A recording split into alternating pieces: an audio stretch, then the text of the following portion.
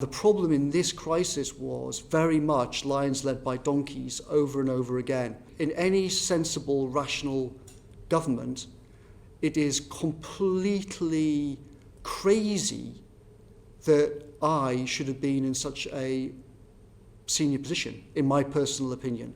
I'm not smart. I've not built great things in the world. It's completely crackers that someone like me should have been in there, just the same as it's crackers that Boris Johnson was in there, and that the choice at the last election was Jeremy Corbyn. The government itself, and Number 10, was not operating on a war footing. Lots of key people were literally skiing in the middle of February. The Prime Minister regarded this as just a scare story. He described it as the new swine flu. If we have the Prime Minister chairing Cobra meetings and he just tells everyone it's swine flu, don't worry about it, I'm going to get Chris Whitty to inject me live on TV with coronavirus so everyone realises it's nothing to be frightened of, that would not help actually serious planning. The Prime Minister's view throughout January, February, March was the real danger here is not the disease. The real danger here is the measures that we take to deal with the disease and the economic destruction that will cause. There's a great misunderstanding people have that because it nearly killed him, therefore he must have taken it seriously.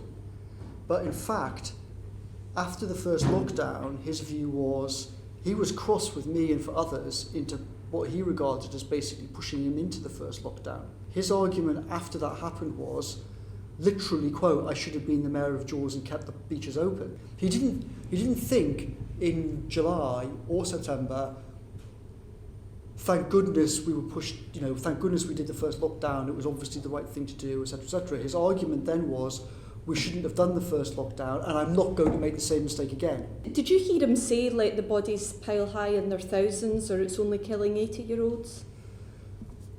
There's been a few different versions of these stories knocking around, but the version that the BBC reported was accurate.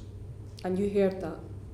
I heard that in the Prime Minister's study. The problem was, fundamentally, I regarded him as unfit for the job, and I was trying to create a structure around him to try and stop what I thought were extremely bad decisions and push other things through against his wishes.